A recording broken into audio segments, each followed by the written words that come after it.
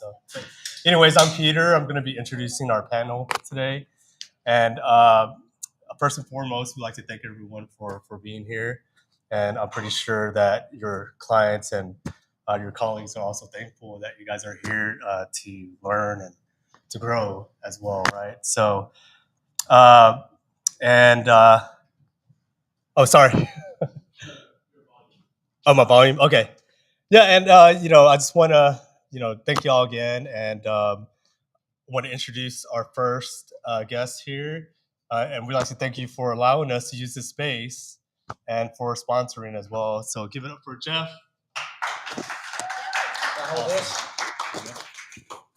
Great, thank you. Good morning, everybody. How are we doing? Thanks for coming out on this cold night. I thought it was going to freeze overnight. I don't know about y'all, but it didn't, so that's good. My name is Jeff Keller. I'm with National Title Group. That's the space that you're sitting in right now. So we work a lot with Calvin and Katie and their team, EXP English Group, and we let them use the space as well as this space is something that you guys could use as well if you ever needed to in your professional career or you wanted to host something. But hopefully you're teamed up with them though by that time, and they'll help introduce you to the space. Like I said, my name is Jeff Keller with National Title Group. We maintain this space as well as the fourth floor. That's where we close all of our deals on the fourth floor. We try and separate ourselves from other title companies by offering value and resources. Any existing established agents in here know that there seems to be a title company on every corner, and some of them like to drop off Tiff's treats or edible arrangements or donuts when you do a closing. We can definitely do that, but we like to also just offer tons and tons of value and resources. By that, I mean the space being one. So there's not a lot of title companies I know that will give you a space like this to use for free in order to generate business for yourself in your real estate career. So that's a huge, and this space isn't a co-working space. This is a space that we lease and maintain ourselves. So when people aren't using it, it's empty. Just so you know, but also many apps and research and development resources as well. I don't want to get too much into it, but as you start progressing in your real estate career, you're going to want to try and find as many deals as possible. That's what every agent wants to do. We have a tremendous amount of resources where you can get with me, get with my team, and say, I'm looking at prospecting, a certain area, and we can plug you in and try and find out as much data as you can on that area. Homes maturing, and on the commercial side as well for residential and commercial. So my cards I put out on the thing, on the little notepads, if you wanted to hang on to them, save them. Because if any question ever comes up, please contact me, reach out. Even if it's on a deal that may be closing with another title company, you can always reach out to me and just have another ear to bounce it off of. I'm not going to be like, oh, this deal's not closing with us. Don't talk to me. I legitimately like to help. A lot of times people use us as leverage. They're like, Jeff, we wanted to use you guys in this closing, but the seller wanted to go to another title company, but they're giving us the runaround, or they're saying they can't close, or this lien or whatever. So people will contact me, and I'll help them through it, or we can even give the go ahead and say, well, we could actually close it. So then that gives you leverage to go back to the other title company you're with. Does that make sense? Yeah. And say, I talked to Jeff at National Title. They said that they could close it right now, not because I'm trying to steal the deal away from another title company, but just to give you some leverage, and kind of kick it along a little bit. And then the other title company will say, well, if National Title says they'll close it, then we'll go ahead and close it. So long story short, you guys are wanting to learn more about commercial. We do the second most commercial in the state of Texas out of any title company. We close one of our largest accounts. It's a little commercial firm you may have heard of. They're called Walmart. We close every Walmart, in the United States. So every time a Walmart pops up in California, Podunk, Idaho, wherever, we're closing it out of this office. And Walmart doesn't use just any little rinky-dink title company. So all that to say, we'd love an opportunity to work with y'all. Appreciate you coming in. Hope you have some tacos, and get ready for the show. Thanks. All right, guys. So bear with me a little bit. I'm working on my speaking skills, so I apologize if I get a little nervous and stuff. But anyways, this next person that I'm going to introduce to y'all, he doesn't need an introduction really. He's been an industry leader for so many decades. Sold over 64 plus million in sales in this year alone. He's a 4-time EXP agent or Icon agent, and y'all give it up for Calvin Wong. Let's go, Calvin. Thank you, Peter. You're welcome. That's a great introduction right there. Good morning, everyone. So if you haven't known, there's like amazing breakfast tacos and fruits. We still have plenty of food, so help yourself if you need to get more. So let me put up my slides. Cool. So what brought you here today? Free food, C credit. Okay. So what's the motivation? The motivation here is the free C credit, or is that something the topic of this event kind of catches you, right? What's the topic of this event? Breaking into CRE. Okay, breaking into CRE. So if you need motivation to do anything in life, do you think that's going to be sustainable, or is it going to be short-lived? Why? Correct. So for example, this event, there's the free C credit could be a motivation. But how many free C credit we can throw out there to keep you moving, right? We cannot like unlimited, like just give on free C credit. You yourself have to find the why to keep on going. For example, a lot of you, I mean, everyone here seems pretty fit. You know, I think you guys go to the gym like 3 or 4 times a week at least.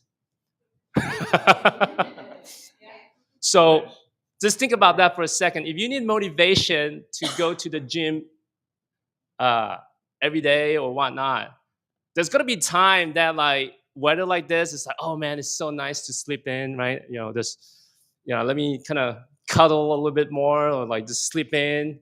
I can always like hit the gym like after work and whatnot. So that is the motivation. You lost the motivation. So if you don't, so to me, I always kind of say motivation is good, but it's short-lived.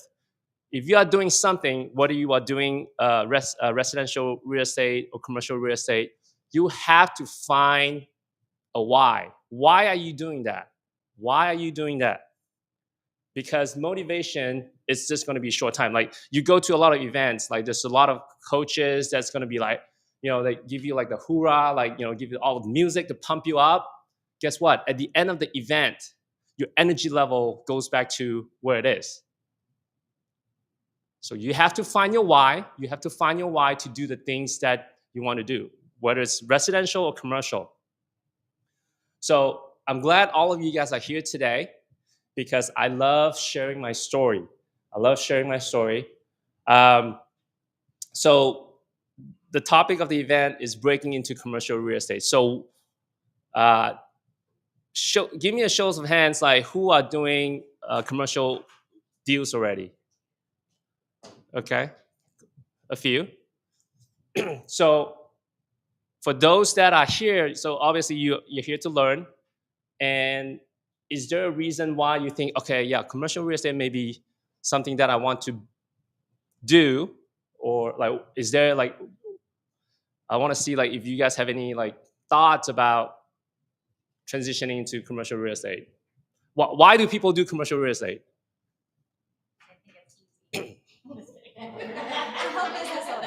It's very easy, yeah. Money, right? Yeah. Bigger deals, bigger volume, bigger checks. That's very true because commercial real estate, you know, if you look at this building itself, right? If you sell one office building like this, pretty much you can take a break for the, you know, a year or two, right? But in residential, you have to sell so many homes to kind of equal to one office building. So the volume is different, right? So why do people do commercial real estate? Because some of them, it's because of the deal volume. But in order to get to that point, it's not easy. Why? The reason is everyone needs a place to live, right? Whether it's rent, whether it's to buy, whether it's a home, condo, apartments, but not everyone needs a commercial space because majority of the populations work for somebody else, and when they work for somebody else, they don't need to make decision on whether to buy or lease a commercial space. So it is not until 1954. Any runners here? Like anyone who runs 5K or marathon? Okay. So it is not until 1954 that one special someone broke the record. That's he ran a mile within 4 minutes. Anyone know who that is? So Roger Bannister. Roger Bannister is the first person on earth to break that record. And prior to 1954, it's impossible. Like no one even like beyond like will believe like it could happen to run a mile within 4 minutes. But Roger broke that belief. So, and after that, thousands of runners, just hit that 4-minute mile. So the reason I share with you is if Roger did not achieve that, then to this date, I think no one still can break that 4-minute mile. So what does that kind of tell you? It tells you that whatever limiting belief that you have, it's false. So a lot of time people may tell you like, hey, you can't do this. There's no way you're gonna make $1 million in real estate. There's no way like you can be you won't last like for a month, right? So whatever people that tell you that, if you soak it in, then you will never broke that belief. So every time like if someone tell you that something negative to you, and try to push you down, try to tell like, oh, you cannot make it in this world, like you are nobody, like you are nothing, just disregard it. Just think about like 1954, Roger Bannister, he broke that 4-minute mile, and then like the rest is history. So it's the reason why I want to start this is because this business, it takes more than skills. It's a lot about your mindset. It's a lot about your belief, whether you can do it or not. And this is so true. I want to share with you my journey. So I started in commercial real estate 20 years ago. Started off with Goldman Sachs. I was there for 7 years. And then I always wanted to be an entrepreneur, right? So I left the corporate world, left my comfortable job, don't have to think about finding space, right? Because I was on W-2. Is it W-2? Oh, yeah. W-2 is where you get paid, right? Like Somebody pays you. someone pays you. And then W-9 is where, yeah. So thanks for paying attention. So I always wanted to be an entrepreneur, and I do not know how.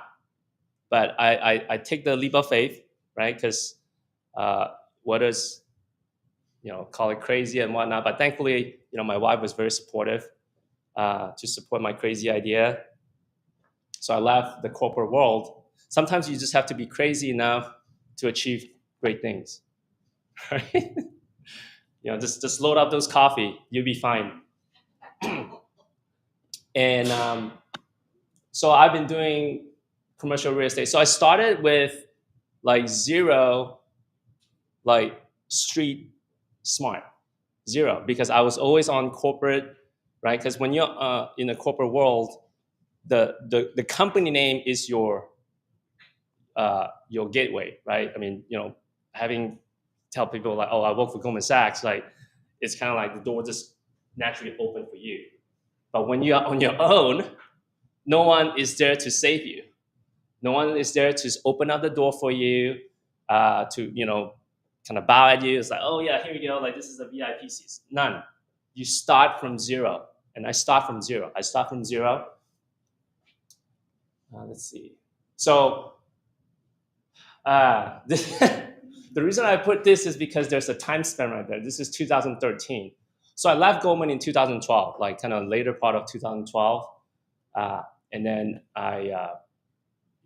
so Daniel at the back, I partnered with him in 2012. So he's kind of like my, how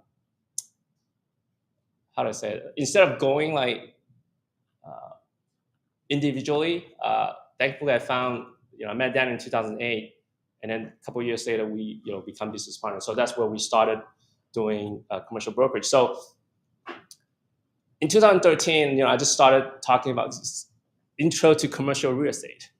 So I was like giving presentation to, this is a ARIA event, which is an Asian Real Estate Association event, giving presentation to real estate agents.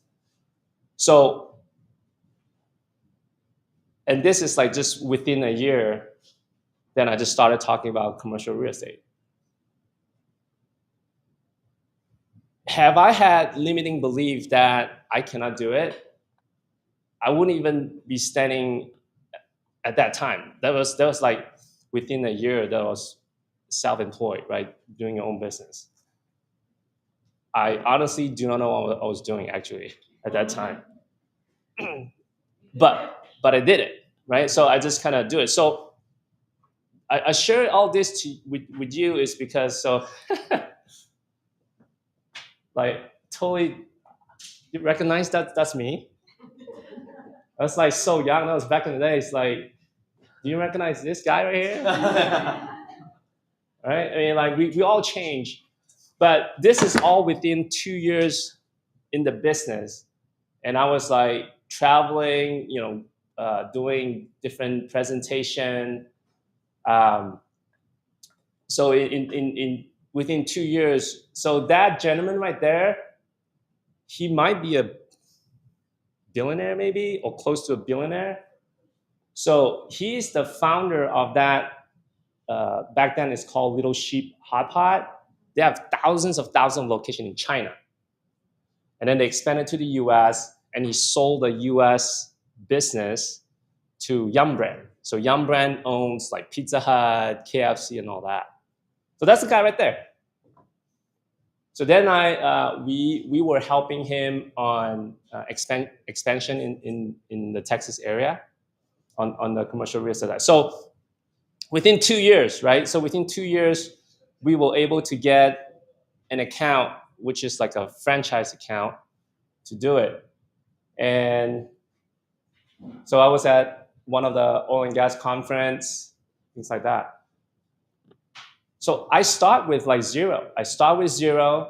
The only thing that I have is the can-do spirit, right? Just don't let anything get in the way. Like if I want to do something, if like this is something that I've decided to do, I just go do it, because there's no falling back, right? Because I left corporate job, I just go all in being an entrepreneur. Just go all in doing commercial real estate, right?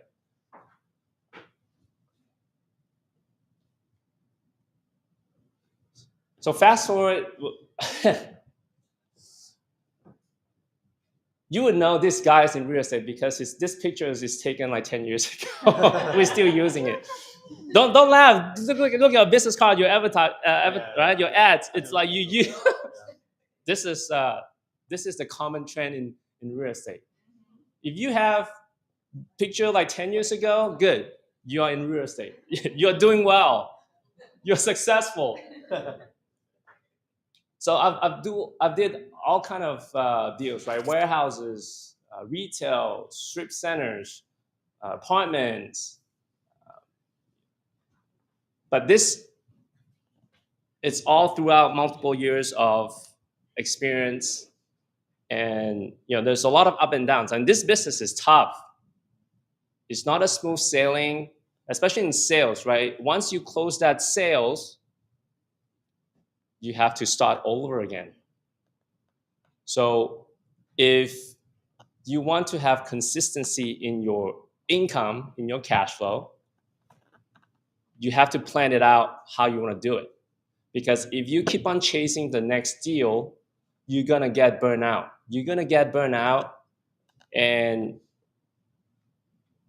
the thing is like this, with time, our energy, our health is going to keep on going down. So how many more years that you have left to continue to chase after the next deals? If you do not want that type of lifestyle, like, oh, always try to chase the next deal, right? In the good years, yeah, you make like a couple 100,000, maybe $1 million, but in the slower economy cycle, like you kind of try to stay afloat. I've been through the economic cycle like twice, right? So I know the feeling. I know like how I've seen a lot of friends make a lot of money during good times and then file bankruptcy like during the bad times. Is because they do not have a plan to weather the storm, right? So in this commercial real estate business, even in residential business, you have to have a plan. You have to think how you want to set yourself in the next 5 years. If there's something that is holding you back, there's a feeling that, oh yeah, if I do that, I may become this in the next few years. But if you have the fear that's holding you back, I want you to look in the mirror and fast forward, think about 5 years later and look back. If you did not take that action, are you gonna regret that you did not take the action? So if you put yourself in a position fast forward, just like a TV, right? You can just fast forward 5 years and then look back.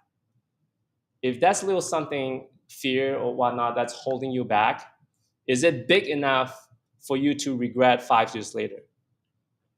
Do you want to be let's say, when you die and someone say, oh, Calvin, you're amazing. You had a great life by playing it safe.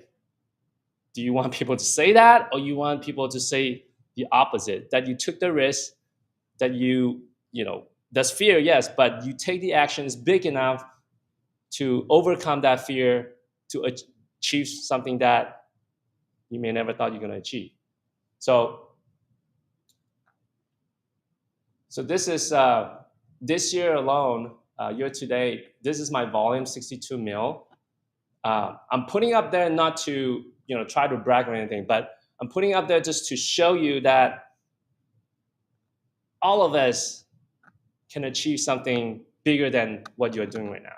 I never thought I could have this volume. Last year I was doing 30 something million, and this year it's 62, so it's double, right? So as you kind of reflect, as you kind of think back, the example that I the guy that broke the record, right?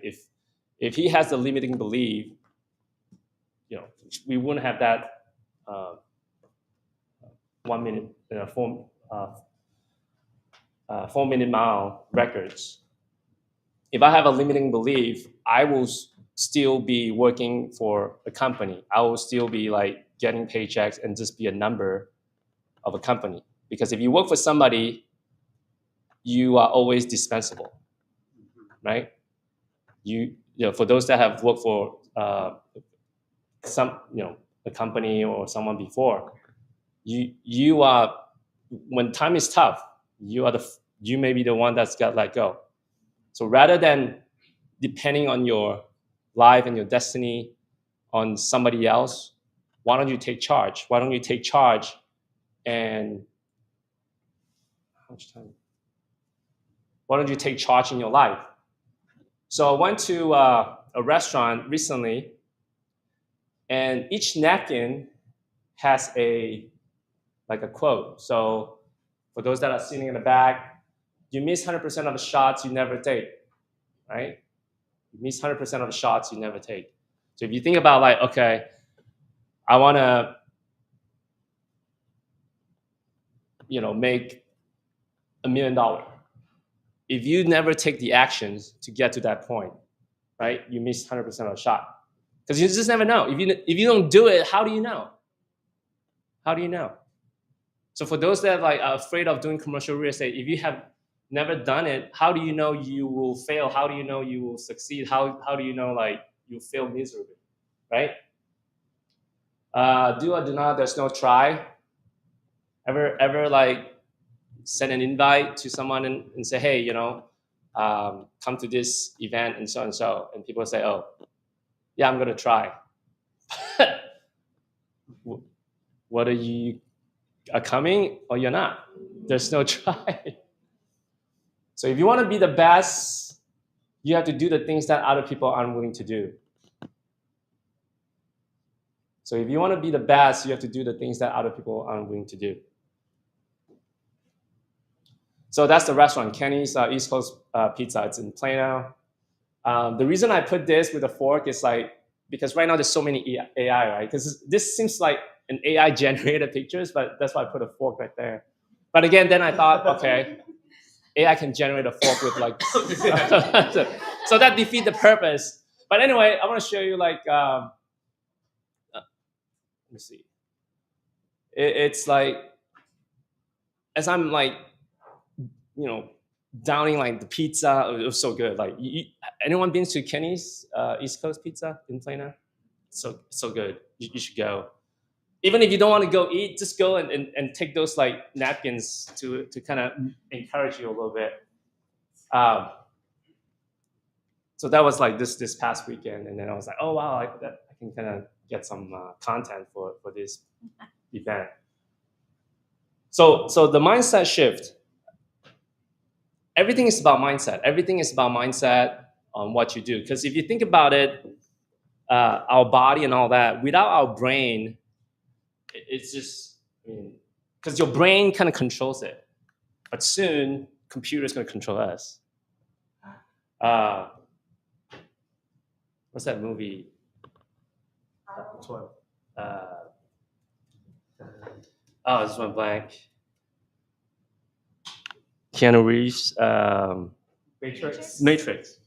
So if you go and watch The Matrix, so obviously like holiday season, you may have some time. Just go watch The Matrix. Like watch the whole like just three parts, right? Just watch. You'd be amazed like how like today's world is so relevant than what it was saying before. Because it's like it's just scary. But anyway, mindset. It's everything is about mindset. That's it. Just like a car, right? It doesn't have its mind, but you have to drive it. Same thing as your what you want to do in life. You have to drive it. You have to have the patience and persistence. It took me, well, I've been in business like 20 years, right, to hit that 62. It's not a big number. If you look at other like people are doing, like they do like hundreds of millions. But it took me a while to get to that point. And you guys here have a lot of opportunity to even like crush that numbers easily if you set your mind to. Because I start from like scratch. I don't have any relationship. But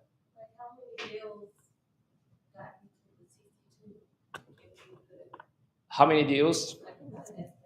I think it's maybe around like 25. Yeah. And that's just for like this year alone. But again, that numbers, it's small. Like there's another guy that was like 100, 90, 98. And this is still not, we still have one more month, like December. That number still can change. I have 2 more contracts that are coming up, so that number still can change. But what it is like you have to have the patience. You have to have like the persistence, right? Just think about like athletes, right? You have to like a muscle memory. You have to like continue to improve it. You have to continue to sharpen your skill set. That's why you are here for the CE, right? The continuing education. And Katie is such a great instructor, and she's going to come out and really teach you guys how, the fundamentals of commercial real estate. But like to me, like mindset is the main thing, because your mind can take you to the level that you will never think you can achieve.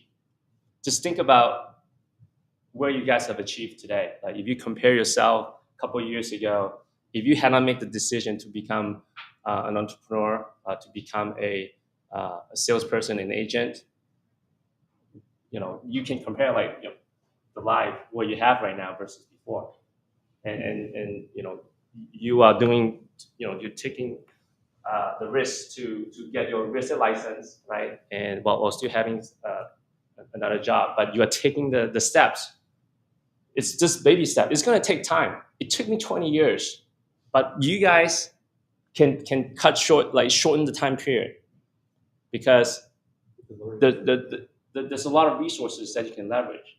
Right? When I first started, like obviously at Goldman, it gave me a good fundamentals, but it's so different once you are out on your own, right? No one knows who Calvin Long is.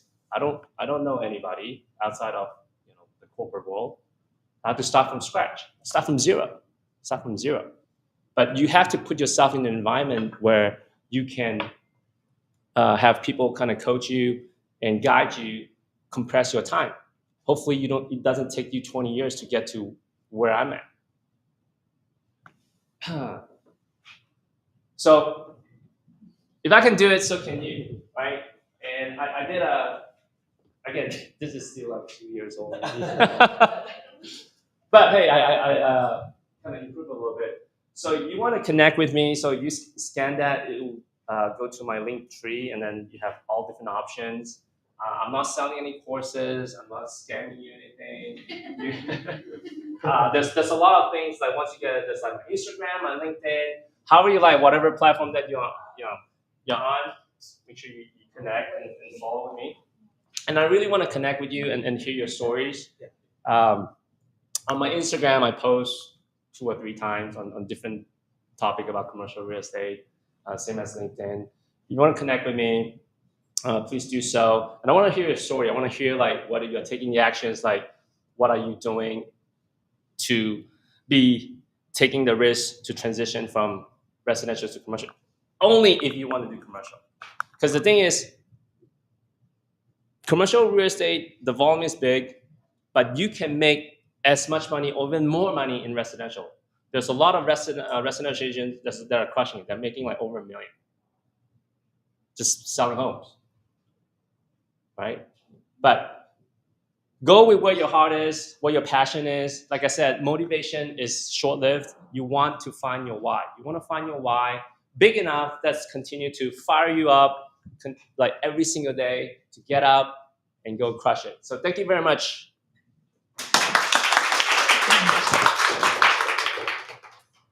All right, guys. Hope you all enjoyed that and are motivated, but not only just motivated, but inspired, to do amazing things in commercial real estate.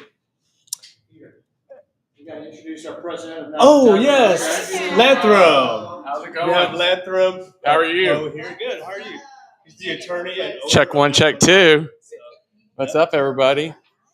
So do y'all know that y'all have the most expensive cameraman in the world back in the corner? Everyone knows that? All right. World famous. So my name's Latham Pugh. I work with Jeff and with Lori, if you know both of them. I'm proud to work with both of them. I want them to be a huge resource for you all. I know that they are already for some of the team that's here. And so we are how old am I? I'm 48 years old. Our company is 48 years old. It's morphed over time, but this is where we are right now, and we are happy where we are. And let me tell you a little bit about what we got going. We run the entire gamut, the entire spectrum of real estate.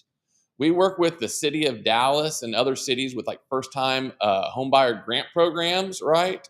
And then we close Walmart on an international scale. So I kind of look at that as being the entire spectrum of real estate. And so I know a lot of you all are in here are focused on residential, but also looking to also do some commercial. So some are commercial, some are residential, and some are looking to do both. We have found that the combination of both has really helped our consistency and success. I kind of say that residential pays the bills and that commercial is where we can make some profit. So residential deals close every 30 days, right? Well, hopefully. But on average, we'll say a resi deal closes every 30 days. Pretty conventional. The last couple of years, we've had some hard deals out there, whatever. Deals have been a little bit harder. But then we throw this mixture in of commercial, and commercial is the whole gamut of things, right? We do a lot of ranch and land. So, and ranch and land is everything from like, farming and ranching to land, which a lot of the time is residential development land. And so I'm kind of mentioning that because there is already a lot of overlap between the two sectors. And I feel that sometimes people aren't able to maybe take full advantage of some of the opportunities that they see, right? So when you're out there and you're closing, let's say someone's residential house and they're like, yeah, my uncle owns, 20 acres in Salina. I want that to set off an alarm. And we're thinking, all right, what boutique residential developers do I know that are looking to, build out in Salina? And so just a lot of those different sectors end up feeding themselves kind of in our business. And it also, when I talk about consistency, it's because it brings more deals in, and more deals, business creates more business. And so we've just seen the synergy that comes between our residential and commercial divisions. And we like to help our clients as y'all are out looking for deals and trying to find deals for a buyer or trying to find buyers for a listing. And that is on the residential or commercial side. So one thing that we do a lot of is research. And we are always trying to make sure that our research is kind of the most efficient, that we're using the most efficient products out there, right? Because time is the only thing that I cannot buy. And so I am trying to make sure that my time, my teammates' time, and our clients' time is being used as efficiently as possible and utilizing some of our resources, right? We are the title company.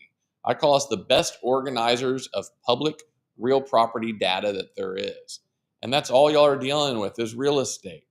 And we have all of this this background information that could be really valuable as you're either going into a listing appointment, knowing what someone's debt position is, knowing that they didn't pay their taxes the year before, knowing that they just purchased the property only a month ago, or that they've owned it for 20 years. These are just some really elementary data points that I'm just coming up with right now. But going into a conversation with a client or a potential client, having a little bit more comprehensive data is a separator. That is a differentiator between you and someone else who may be pitching that business. And so our goal is to really help give you all data that can help you spend your time wisely and to help show that comprehensiveness that you're promising the consumer. We're happy to kind of go into that in more detail with anyone. We're really proud of the work that we do with EXP and Icon and Invest. Honestly, we couldn't be more proud. I was at a lunch yesterday, pretty much bragging that we get to work with this team. And I'm not bragging about all the teams we work with. So just being really clear there, but I really was, and someone like Daniel's family, who has been living and breathing the business for so long, is so different than a lot of other people who are just kind of either stepping into the business, maybe even been in the business for 10 years. They're trying to maybe grow a brokerage or something, but they're really looking for bottom line effectors, where someone else who has been living it over a long period of time can take more of a patient and long-term approach, which I think in the end wins everything. If you're short-minded, it can turn around and it can end up maybe costing you some business that you could have held on to for a couple of decades. So I would just remind you of that, is to really learn from the people that have been doing it for a long time. beg them for that time, because again, that time is super valuable, but there's just so much to learn from the people that are entrenched in it. And there's a big difference between the people who want to be in this business. I went into a partnership, into a commercial insurance company, and I pulled this guy kind of out, a relationship I had, and I pulled him out of kind of being an employee at a company to come in and help us run this company. He thought as soon as he became management level and he didn't have some other kind of boss, he thought that, he made it and he was done and he was going to go fishing and hang out and stuff. It's the exact opposite. It's time to buckle down. I think there's so much opportunity in front of us, y'all, right now. We're kind of at this cusp of there's some owners out there that are distressed. No two ways about it. There are some distressed people out there on the commercial and residential side. We've done short sales on residential, and we are doing some massive loan workouts on the commercial side. So there is some stress out there, but then there's a lot of people ready to pull the trigger and do new developments, or that widget maker who's done leasing and now they want to buy their building. So therefore, if you're kind of in between those two, right now we have a lot of opportunity. We've got to go find the guy that's got to get out of that property, and we got to match him up with the person who's dying for that property. And sometimes the people who are distressed kind of have their head in the sand. So we have to do the research to find out what kind of position they're in. So knowing how long tenured property is, how tenured the owner is of property, knowing their debt structure, knowing if there's restrictions so you can maybe repurpose a property or use land for development, knowing those things going into conversations, I think is huge. We're happy to help any way we can.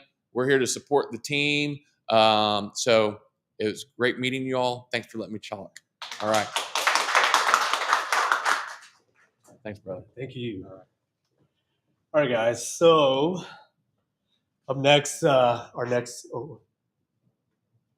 Jeff wants to say something? All right, Jeff. Break your way up here. All right, brother. Okay. For the CE thing, I'm just going to pass this around. I'll start. Any residential agent that's a licensed agent that needs a CE, just go ahead and scan this thing while he's going to begin set up for a presentation. And then if you could just kindly pass it around, going backwards. So all you do is just scan the QR code. It'll ask you for your name, your license number, and then that'll submit to us. And then we have to take the process to submit it to Trek, and you'll get notified. So for the CE, that's it. Oh, yeah. Sorry, commercial as well. Yeah. Absolutely. Sorry. All right, guys. Yeah. So I guess what I was trying to say earlier is, we're thankful that you guys are here. And I'm pretty sure that your clients are going to be thankful as well, because you're taking an initiative to just learn and grow, not only for yourself, but for your clients and for your colleagues as well. And it's also you taking the step to be a servant leader, right? Because I say servant leaders because in order to be a great leader, you would have to serve well as well. So this next person is near and dear to me, and she's the definition of a servant leader, because she not only leads the industry, but she also leads my tribe and my team as well. And she definitely takes the time out to just make sure that everyone understands the whole commercial side of things and everything. So with that being said, she's the diva over here, the queen of commercial real estate. Y'all make some noise for Katie Subani. Let's go. I want to hand out some swag too. Right. Football. And I got two questions here for this. What year did the Titanic sink? Who knows? 1912. Oh, you got that. What's the hardest element on Earth? Hardest element on Earth? Diamond? She got it. Okay. We got winners in the house. Thank you, Jeff. Appreciate it. Are you guys ready? How was that? I mean, coming from a four-time icon with the best title company here in Dallas as well, that takes good care of all of us. What did you guys think so far? I don't know if I can top that. Y'all ready? Okay. Well, thank you guys once again for coming. Today, obviously, y'all want to learn about commercial real estate, right? So pretty much a little backstory about me, almost a decade in the industry here. Obviously, Calvin and Daniel have been my partners since day one. I've learned how to crawl, walk, run, everything with them by my side. So today we're gonna break into C101, which is the nitty gritty of commercial real estate that majority of people out there are trying to keep from y'all, right? Is that right? Because I know a lot of people are trying to learn, but they don't know where to start. Where this is a room where this is a safe space. Ask all the questions you want. There's no dumb question at all in here. Like, what is commercial real estate, right? So, let me get used to this clicker. So basically, C101 commercial real estate, we're going to break the foundation here. That, of course, everybody's trying to make six figures in the market, in the industry right now, right? Obviously, we're trying to hit our certain goals, and these are kind of the pillars that are going to get you there. Who am I? Like I said, I was almost a decade in commercial real estate. I am a certified mentor with EXP Commercial as well. So pretty much, went through the whole 9 yards for it. Obviously lived and breathed and found like my passion of being able to help others that want to break into this industry, because I've once been there before. Did anybody want to help in the beginning? No, because nobody wanted to teach commercial real estate unless I had experience under my belt. But I found the right people that guided me, and I was able to run with them. So here, you're going to learn about skills, consistency, and obviously, having broken into the mindset, have a little bit of mindset in there as well. So what you'll learn today is core CRE fundamentals, how to speak the CRE language. Obviously, if you don't know the vocabulary, you're not confident, right? If you know what you're talking about, you are going to walk in with your head high and you know it all, basically. And you'll be able to fly by that meeting with your client. So 6 simple steps as well to the process of breaking into commercial real estate, and common mistakes that we all do make. So that way you don't make that mistake as well. And also how to plug into mentorship and systems. It's all about systems. It's not about, you're here, you're studying, hard work, whatever it is that you're trying to do, you got your daily routine going. It's more about systems as well. If you have a system, you are going to be successful.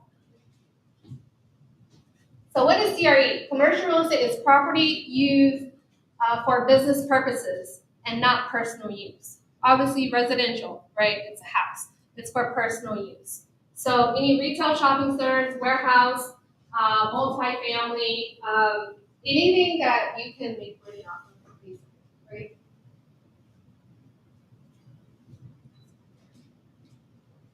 So the main CRE sectors, basically what we're working with is shopping centers. What are shopping centers? What does it fall under? Retail. Retail shopping centers, basically you have your Walmart, your nail salons, Wingstop, national brand tenants as well, that's in there. Then we have office, which is basically what we're in right now, office buildings, right?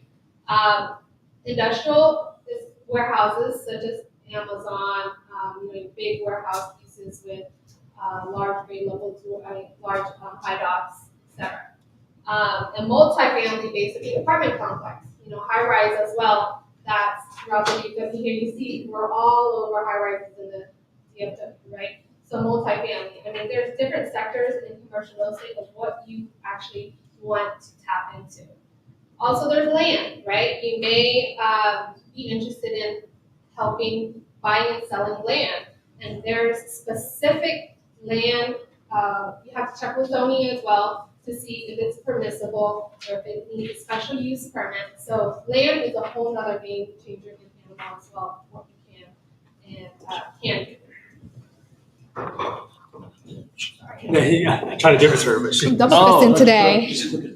Yeah. Oh, clip it. Sorry, guys. Wait. It's a clicker. Why did you say something? Thank you. Yeah, we good. Oh, double fisting. Sorry about that, guys. Can y'all hear me? Okay. Just making sure. So those are the main CRE sectors. Does anybody have any questions regarding the main sectors? Basically, these are kind of like, what division, what department you actually have interest in.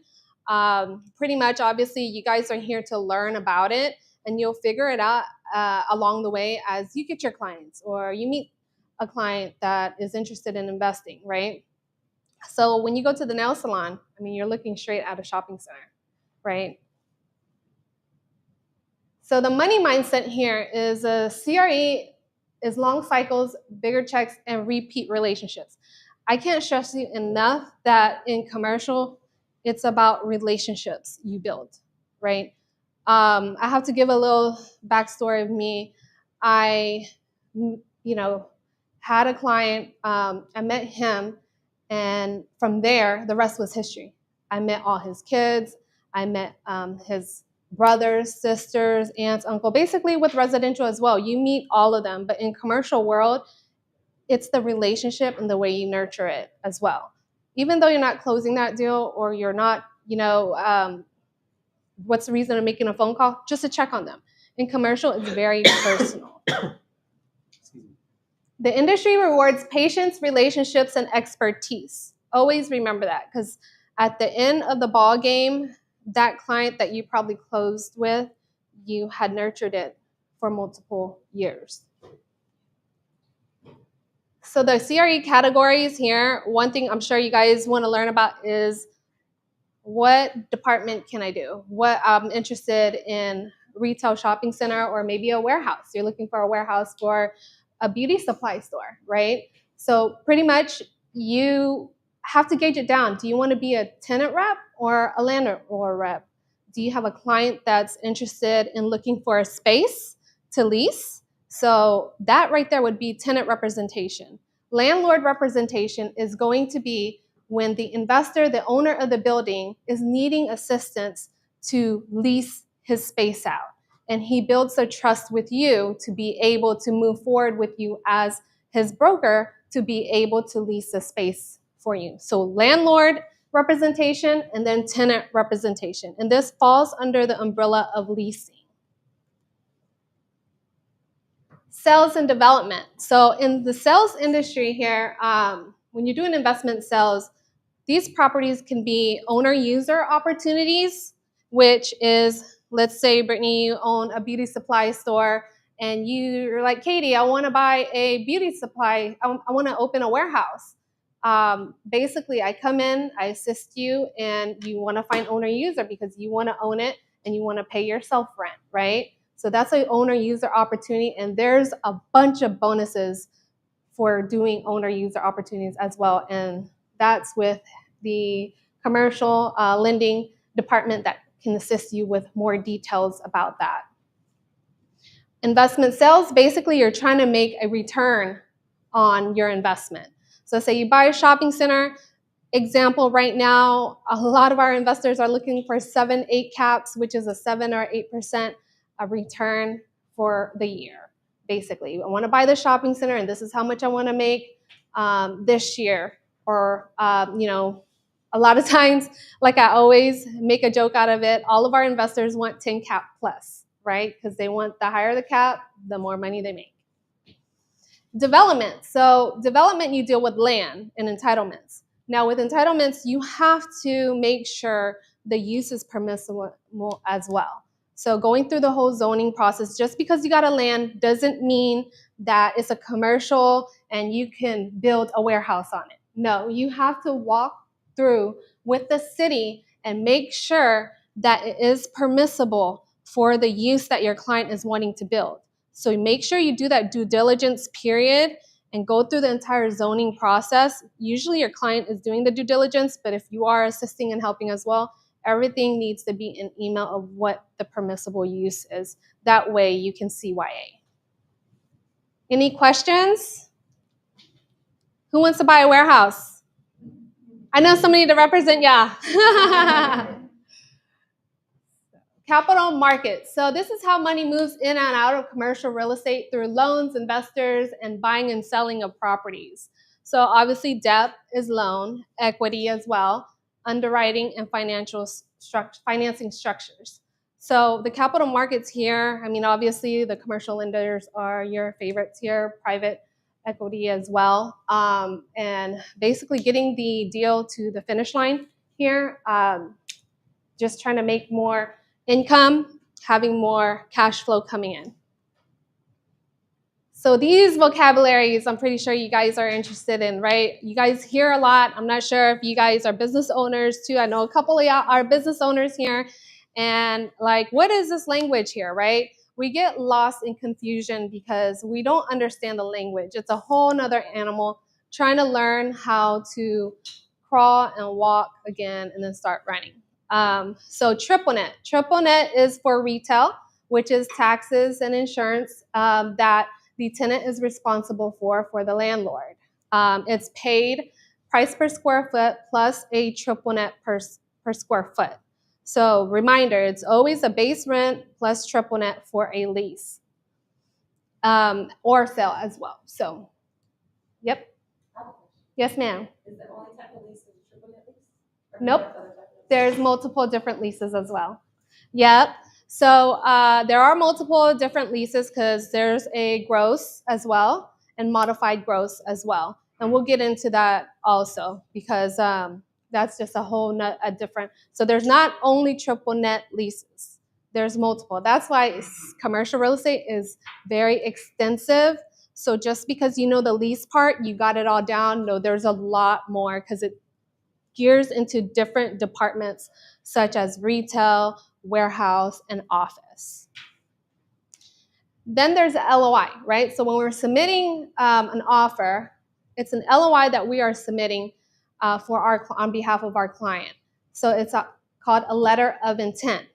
So a letter of intent is actually a legal document that has been approved from attorney for you to use in order to submit an offer for our clients. We toured the spot.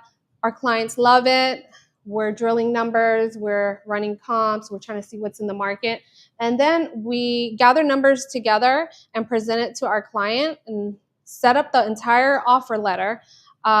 It's just not the price per square foot that you're negotiating. There's a whole bunch of different other lines that are very important that you have to negotiate as well. And if you have questions at the end, you can always ask me about the letter of intent also. TI, so tenant incentive, when you're working with it could be second gen or a shell condition. Shell condition is basically you see a brand new shopping center going up and there has not been a tenant in there at all. You are the first client going in there. There's no plumbing, no HVAC, maybe not even a wall or the concrete, anything, nothing, okay? So this is why we come in and we're the best of the best because we know what we can negotiate on the tenant incentive. A lot of times if you are not represented by a broker, an agent, they may not even give you that TI and then you're running it and you're thinking, oh, I have to pay all this. I'll do it. It's a great location.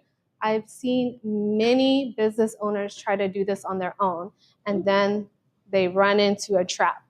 So make sure you are educating your clients about the TI allowance that's offering.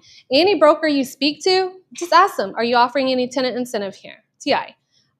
Second generation, it's a little iffy. A lot of times, yes. A lot of times, no.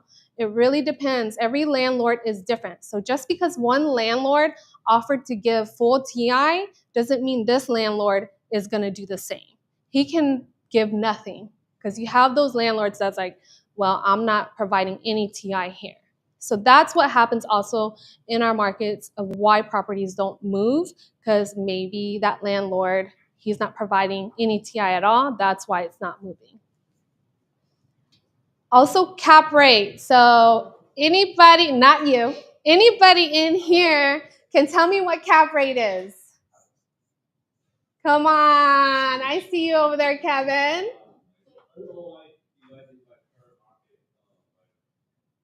No. Yeah. Divided by sales price. Oh, no, you're excluded. No. Yes. So divided by sales price. Great one, Kevin. Here, you know what? I'm giving away some treats here. So can you open this? Here you go, Kevin. Can you open this? Thank you, Kevin, for participating. I'm still holding this like a mic. All right. So yes, cap rate is basically the return that you're receiving on an investment property. Let's say Melanie buys a shopping center, right? And she wants to make a 7 cap every year. She's like, I just want to make money. I want to make 7% back every year with my money just sitting in there. So guess what she's doing? She's going to purchase that. And the way she finds out the cap rate is the net operating income, which is provided from the seller's broker, divided by the sales price, which will give you that cap rate. Make sure you know that. Write it down, remember it, because that's our engine of commercial real estate. And a lot of times investors will know if you know your stuff, if you don't know that portion of it. NOI, basically net operating income, that is the amount of income the shopping center is pulling in. Let's say a nail salon, restaurant, Wingstop, they're all in that shopping center. How much rent are they paying minus all the expenses that they have, and what is their take home after that? So that's what the net operating income is. Base rent versus gross rent. Basically what Melanie was saying is, base rent is retail shopping centers, price per square foot, just the base rent by itself.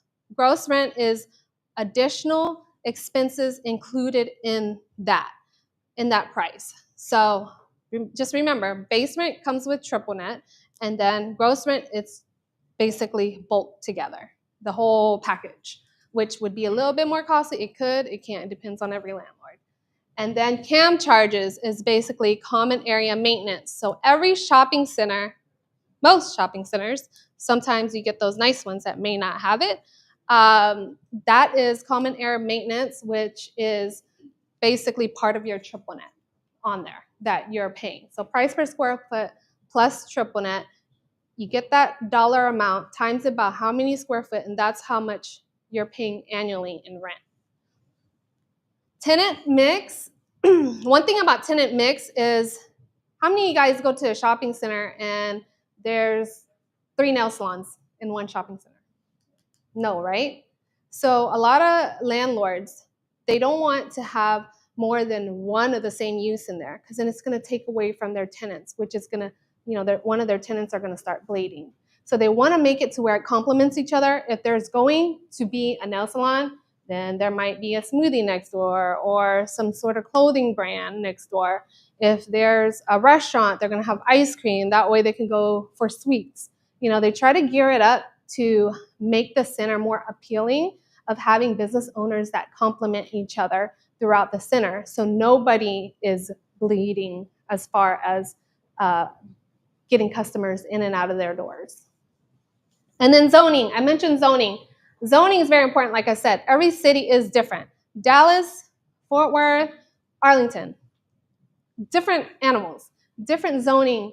And let me tell you, Dallas changes their zoning multiple times. I could walk in there yesterday, and then today, it's something else.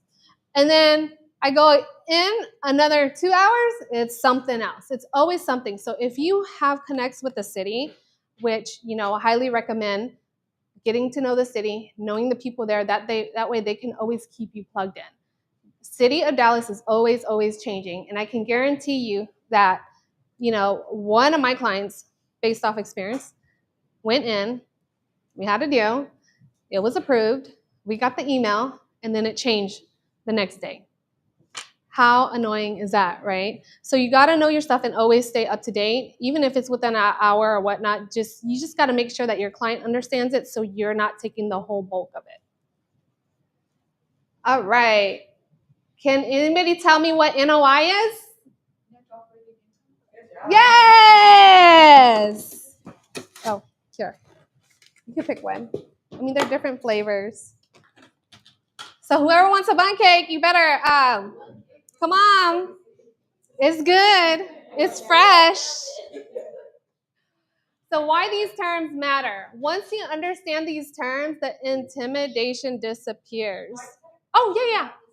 Yes. So once the deal is done, then if that, you make a change zoning the next day, then how does that work in terms of like? There's probably a special use permit.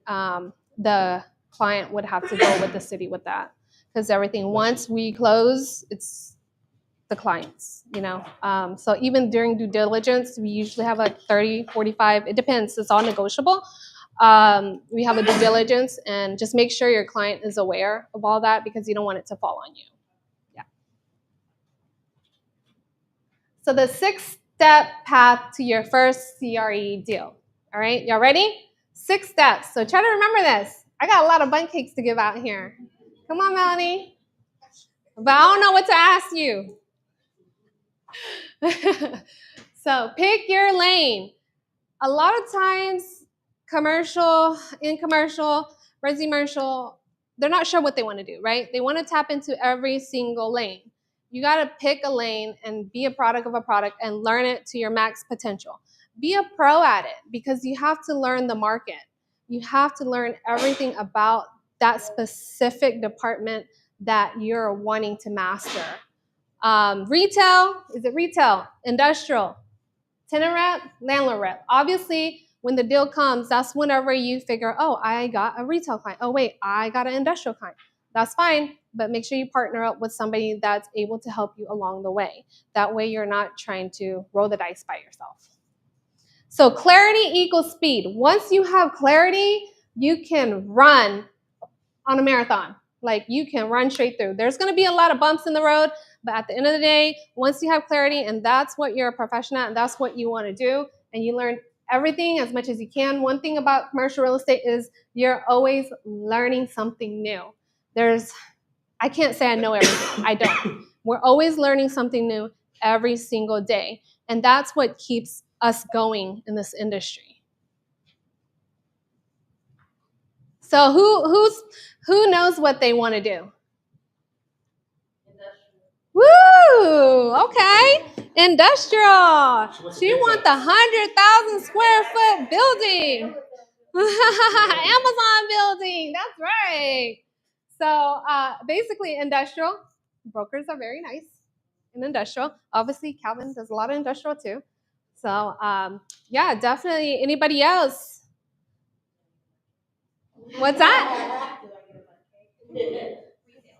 Retail. I know why. Owner user right there. She's the owner user. Awesome. So step 2, learn the market. So when I say learn the market, not just go on CoStar or see what's available, anything like that.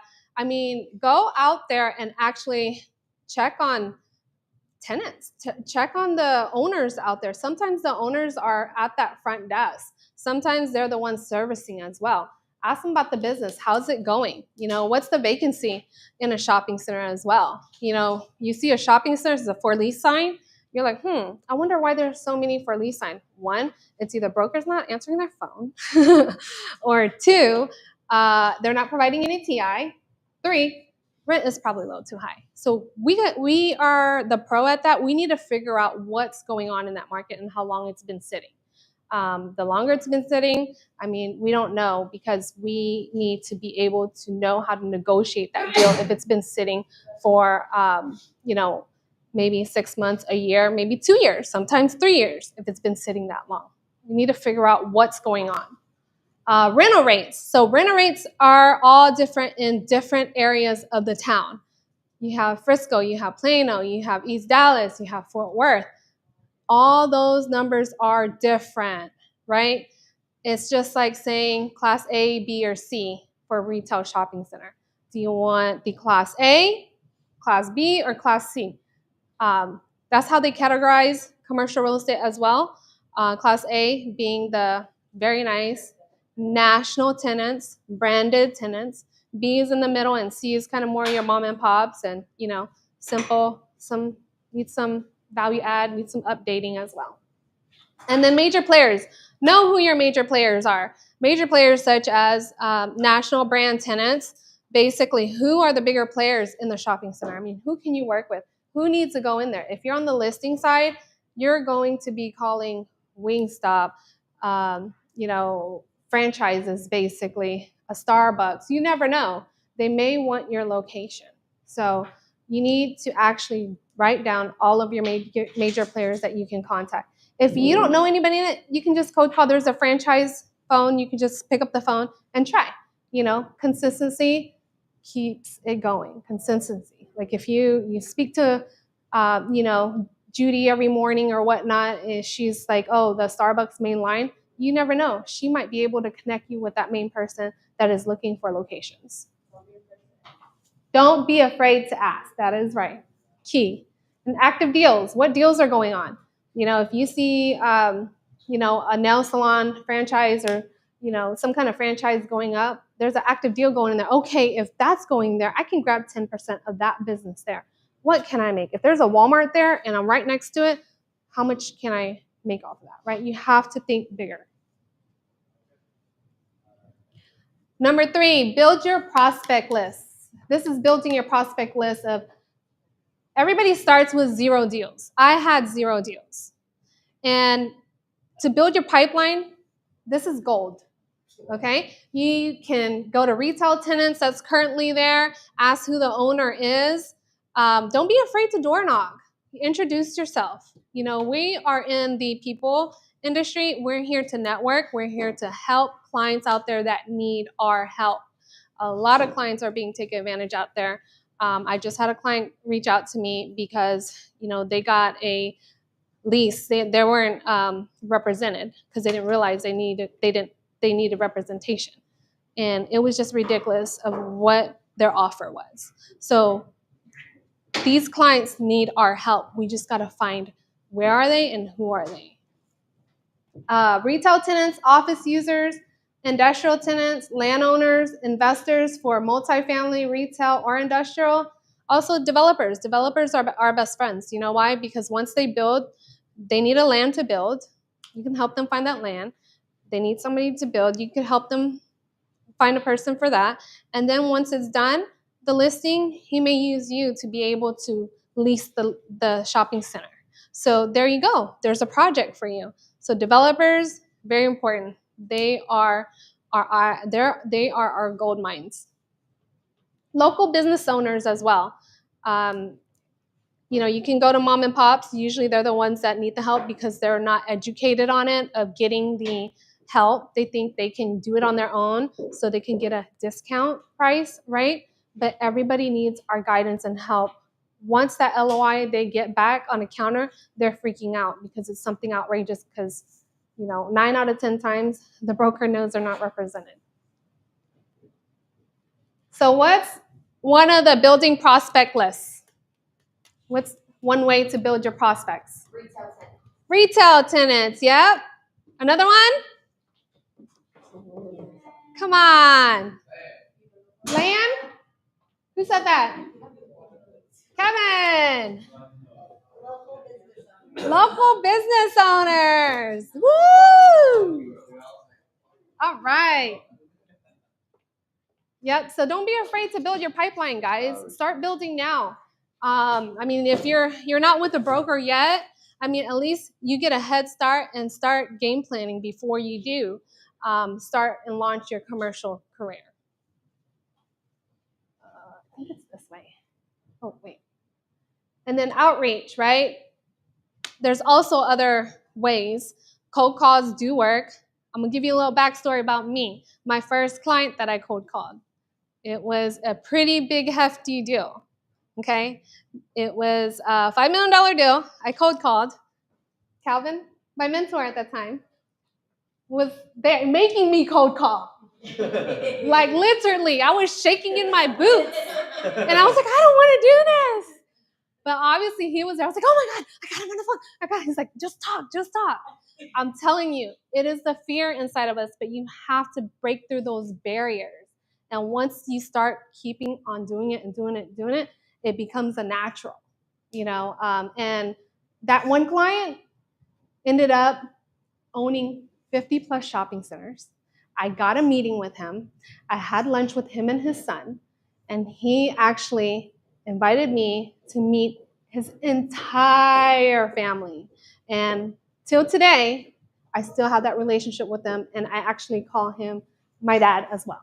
Because at the end of the day, it's all relationship based. And I'm pushing about 9 years now, so I've built that relationship for 9 years with him. And it's just phenomenal how one person can go to multiple opportunities. Keep that in mind. So cold call works, okay, guys? Just because, it's cold, it doesn't go cold all the time. Walk-ins, you can walk in, like gas stations. Okay, gas stations, I always go to gas stations before when, I had to pump gas, But now I made a different decision. So I would go into the gas station. I would be like, hey, do you know who the owner is? Straight up. I would just like, hey, how are you? Blah, blah, blah. And then who the owner is? He's like, yeah, me. Guys, that's a prospect right there that you can actually pull and create, build a relationship. You go to that gas station every single day. He's going to see you. He's going to remember you. And you never know. If it doesn't work out here, he may have a friend. Gas station people, they all have homies and friends that build wealth together. So always remember that, gas station. Email campaigns. You can email blast as well. That'll really help. If you have weekly emails, just sending out to your clients, telling them what you're doing, or give them an update about the market of what's going on, or maybe you saw something that sold in his area and he didn't know about it. If you're calling him and providing him value, what do you think he's going to do? He's going to use you for future. Be like, hey, she actually gave me some value. Social media content. I stress to you not, social media has changed. It's a game changer, right? Right? Game changer, right? I used to not be as active on there, but yes, it makes a big difference in the real estate world. A lot of my clients that come, they're like, I haven't, met anybody that does commercial. A lot of people out there don't know anybody that does commercial a lot of times. And they're like, I'm looking for a space. That starts the conversation going, And at the end of the day, that person was guided to you because they needed your help because they were about to be taken advantage of in the commercial world. So remember, you're here to help others. And network. You have to network in different buckets.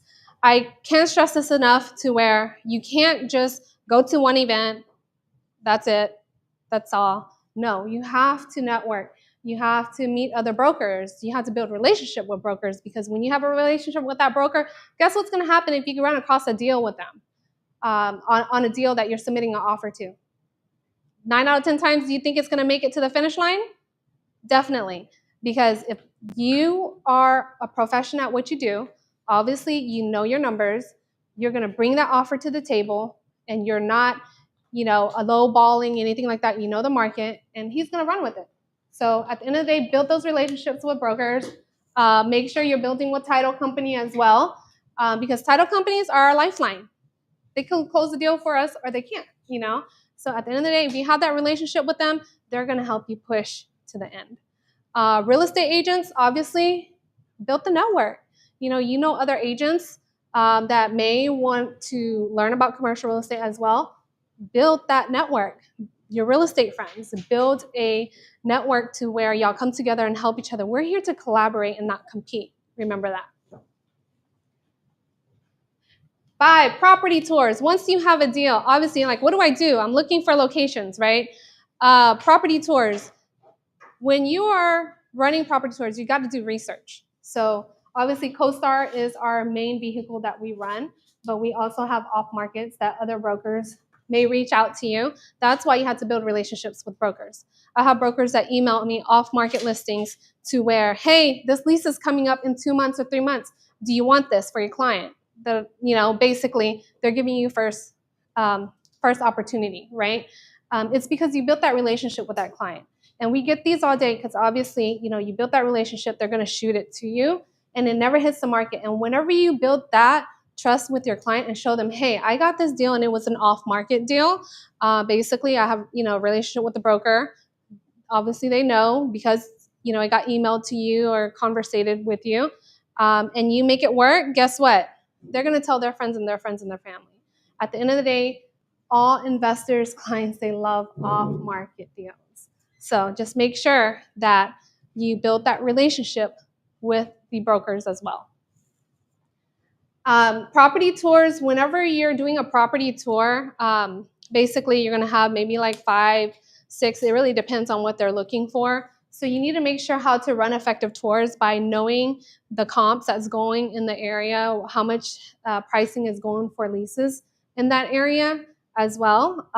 Make sure that you have a map of all these locations that you're going to tour, because you don't want to go from one town to another town and then back up to town. So make sure you have all of those as well. And confirmation emails. Make sure you're confirming on emails, sending calendar invites to brokers, because a lot of times some brokers may forget. They may be like, oh, shoot, it wasn't on my calendar. So you don't want that to happen to where you show up to a property and nobody's there if there's not a lockbox. In commercial world, there's usually a lockbox, and you have that relationship with other brokers. They'll provide you the lockbox key. Unless their company doesn't allow them to do that, then they'll show up on site for you. And questions to ask. There's a whole list of other questions that I can email to each one of you guys. It really depends for leasing, second gen or shell condition spaces. All these questions are a little bit different, but we can actually help guide you in certain areas that you need help with. And build trust. Just continue to build trust with your clients, with your neighbor, friends, realtors, brokers, a title company. Once you build that trust, like I said, the car is going to run smooth. And step 6, submitting LOIs. Who has submitted an LOI before? Woo woo. Okay. What was your most challenging part of submitting an LOI? It was a low-ball offer, so I kind of was ashamed to present it, but I just did it anyways. And what did you learn from that mistake there? Maybe be more firm with my client and explain to them, hey, this is the market and we shouldn't. Right. Yeah, perfect response. So yes, most definitely, you see a low ball offer coming in, you can identify that if you are a professional at your market. Because I can tell you, if I get a low ball offer, I'm like, nope, push back, because at the end of the day, your offer reflects off of you. So at the end of the day, that broker's gonna be like, what? How could you bring me a deal? What? Like, unless you have that side conversation like, hey, we really need a tenant. Like, just bring me a deal. If it's one of those conversations, it's a whole nother animal. And we run into those a lot. So at the end of the day, that's okay. Now you know and you learned. So at the end of the day, this next offer, you just do your research, send them what's for lease in the area, and kind of run with it from there, right? And then, but as long as your client is educated, they will soften up a little and be like, oh, she knows her stuff. I need to listen to her so I don't lose out on this deal. Positioning your client, basically knowing the market as well and increasing the acceptance of odds. So our offers are getting accepted because we know the market, 1. 2, we are submitting a pretty good offer to them and we know what we're talking about. So if we're getting pushback, we're on that phone call like, hey, what's going on? Basically explaining to them why we put in that offer. So that's how the broker would know that you are actually a pro in the industry as well. Strategy plus speed matters. So if you have the strategy, the speed will increase and you will fly fast. So what were these 6 steps? Okay, what's one of the steps? What's that? Outreach. Good job. How are you going to outreach? Which one are you going to use? Yes, cold call. Here you go. Thank you. So one of the things here that I'm going to share today is the 5 common mistakes that, we all make mistakes, right? But we learn from it. As long as we don't continue to make the same mistake over and over, I can say that you're doing a pretty good job. 1 is trying to do all property types. Once you're jumping into the water, you're trying to swim with all these sharks. At the end of the day, you got to figure out what lane you want to pick, because you don't want to get on one lane and you're not interested in that lane, but there's a deal there. Obviously what you can do is always refer it out to a profession, and you can actually get a referral fee from it as well. But understand, you may want to learn and see what you want to be a pro at, and that's okay too, but just make sure you're working side by side with somebody that's done it before so you don't run into problems. And then 2, not understanding basic math. NOI, cap rate. All right, what is NOI? And operating. Oh, good. Sorry, she had her hand up. Welcome.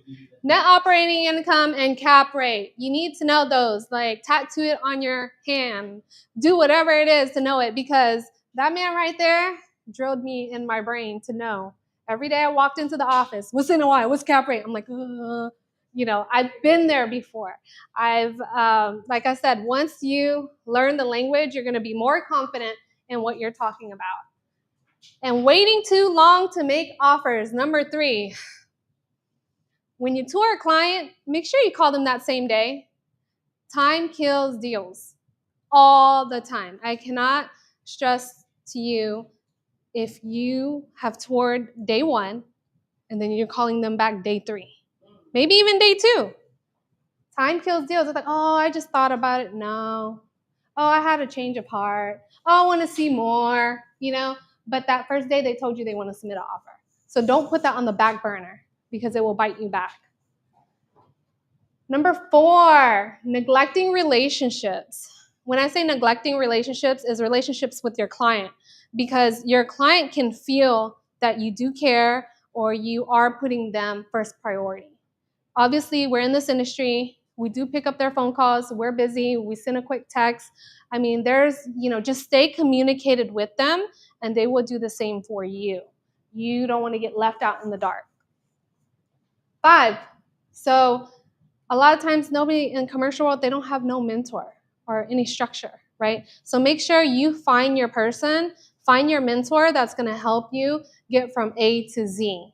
Because at the end of the day, there's YouTube, yes, there is, but it's just, you know, you're all over the place. You have to have structure. You have to have systems. You have to have partners, running partners that's going to be able to help you get there where you want to be. And the deal breakdowns. Obviously, you guys probably want to know, how do I get paid, right? On leases.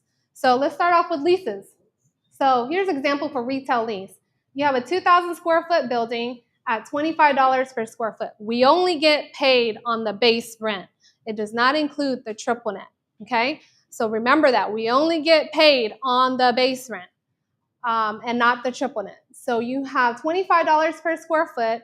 You have TI, tenant incentive, of $20 per square foot, okay? So the TI does not count into the commission that we are getting. It's only the base rent. So $2,000 times $25 per square foot. That commission ranges from, it's 4% usually for the tenant, and that if you're representing the tenant, and 2% usually when you represent the landlord. But everything is negotiable. Sometimes they may not give you 4, sometimes the landlord might not give you 2. So all these commission percentages are negotiable, but the norm is 4 and 2. So you're looking at a check maybe about $6,000 to $10,000 if it ranges through that. So you're representing the tenant, you'll get 4% of that total gross on there. And that's for lease. And then you get paid, every landlord is different. Some will pay you 30 days after you close, or some may wait until they actually deliver and open for business, build out and open for business. So half and half, or sometimes they'll just pay you when they open for business. So every deal is different, but you want to communicate that with the broker and say, hey, what is the commission here and how is it? You usually have a commission agreement that you have them sign as well. So make sure before you have an LOI signed that you get your commission agreement signed as well. It's a separate agreement from the LOI. Commission agreement with my client or with the other? It should be a legal document from your company that it's reviewed by an attorney and it's approved by Monument. Let's just say you're with Monument, right? So they should have a CA agreement for you. Okay, and also on the TI, so $20 per square foot in the other slide. Mhm. Can you go over that a little bit? TI, tenant incentive. So TI, let's say they're providing tenant incentive of build out money, right, for you to build out your space. It'll be $20 times 2,000 square foot. That's how much a landlord would provide for you to help you build out your space. It gets more deeper in whenever you work with tenant incentive, and you'll learn more about it. So industrial sale, let's say it's a 10,000 square foot building at $150 per square foot. So that's about 1.5 million, right? Typically, industrial building, it ranges, 3%, 2%, maybe even 1%, depending on the sales price of what the property is. This is actually per square foot, so your commission check would be at 45,000 if you were to do a sale. So 1.5 times 3% would be 45,000 of what would be your commission check if you were to sell your warehouse building. Any questions? Okay, here we go. Why 90% fail?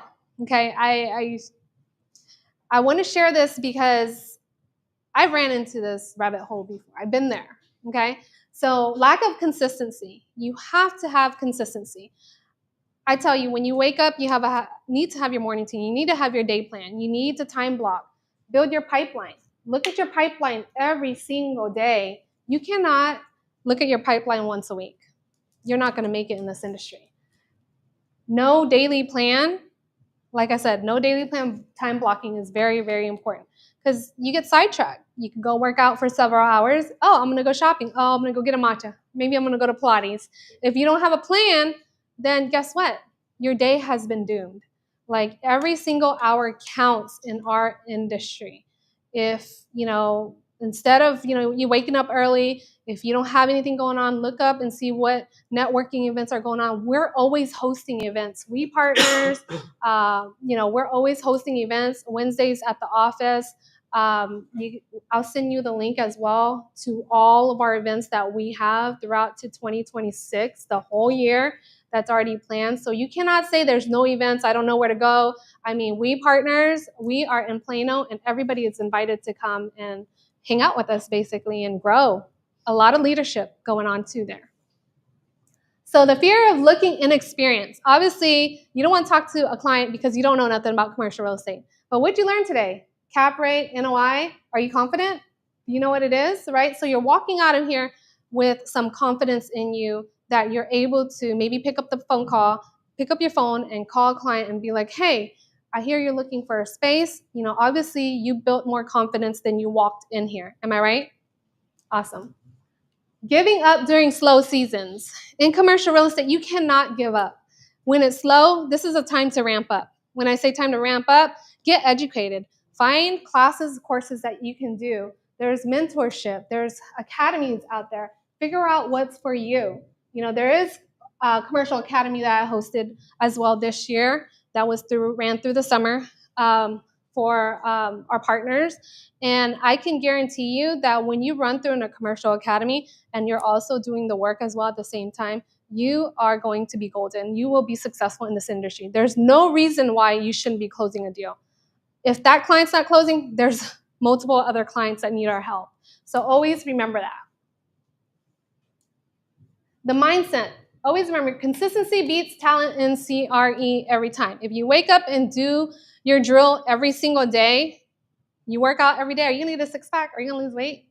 Yeah, exactly. That's how it works, right? So consistency. Be consistent in commercial. I mean, obviously, make it a routine. Make it your daily habit of learning something new about commercial every single day.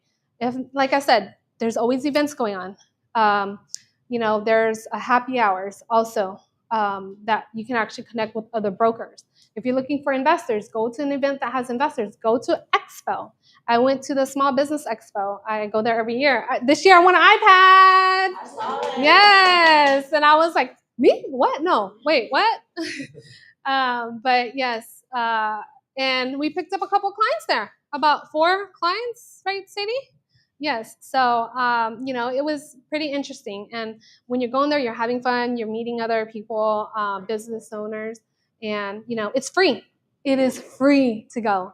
Unless you want to upgrade and, get a couple of, it's called speed network. You get like 2 minutes with each other.